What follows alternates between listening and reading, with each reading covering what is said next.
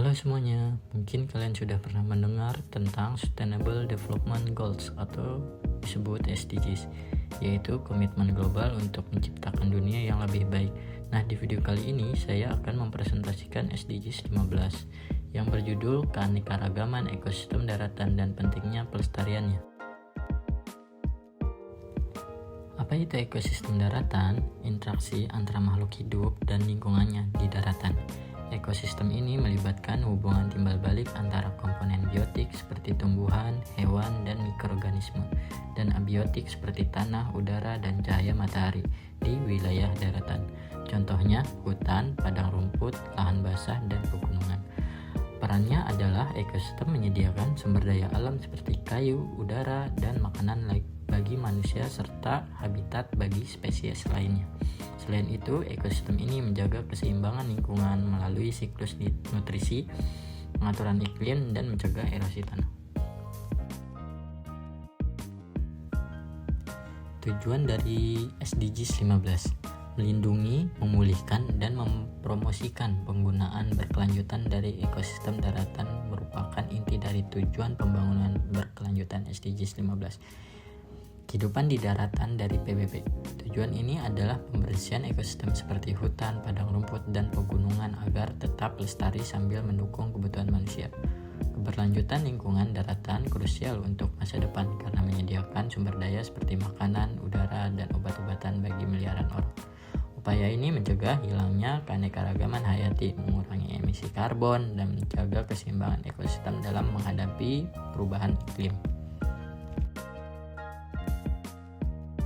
Masalah yang mengancam ekosistem daratan, salah satunya deforestasi merujuk pada pembalakan liar dan penambangan hutan secara besar-besaran yang mengubah hutan menjadi lahan non-hutan secara permanen.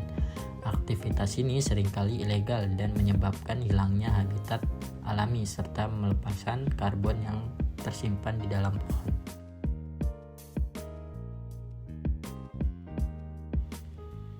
Kementerian Kehutanan merilis hasil pemantauan tahunan mengenai kondisi hutan dan angka deforestasi di Indonesia. Pemantauan ini dilakukan secara menyeluruh di seluruh daratan Indonesia yang mencakup 187 hektar, baik dalam maupun di luar kawasan hutan. Hasil pemantauan menunjukkan bahwa luas lahan berhutan di Indonesia pada tahun 2024 mencapai 95,5 juta hektar atau 51,1% dari total daratan. Dari angka tersebut, sekitar 91,9% berada di dalam kawasan hutan. Dampak dari kerusakan ekosistem daratan. Pengundulan hutan menyebabkan pemanasan global karena pelepasan CO2 atau oksigen yang tersimpan di pohon dan tanah, mengurangi penyerapan air hujan, menyebabkan banjir di musim hujan dan kekeringan di musim kemarau akibat gangguan siklus udara. Erosi tanah meningkat drastis tanpa akar pohon sebagai penahannya, menghasilkan sedimentasi sungai dan longsor.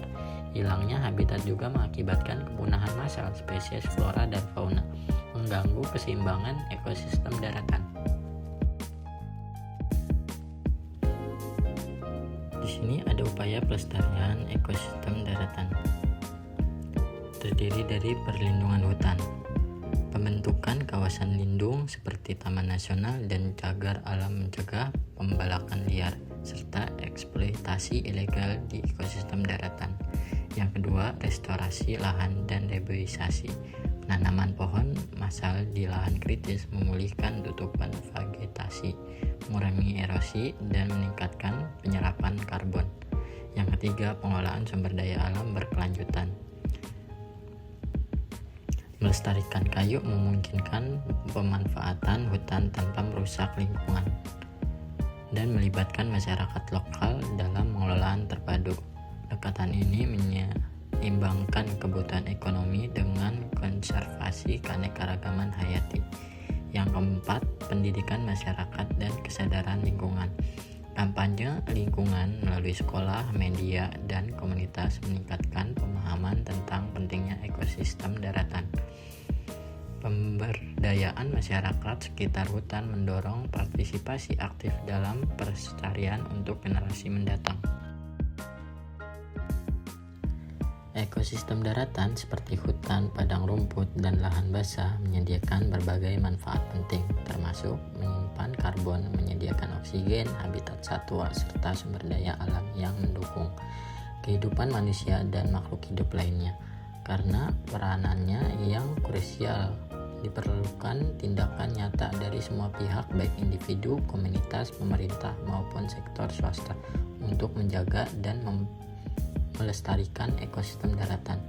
Tindakan ini bisa berupa reboisasi, menegakkan hukum larangan deforestasi ilegal, edukasi masyarakat, serta pengelolaan sumber daya alam secara berkelanjutan. Sekian dari presentasi saya. Wassalamualaikum warahmatullahi wabarakatuh.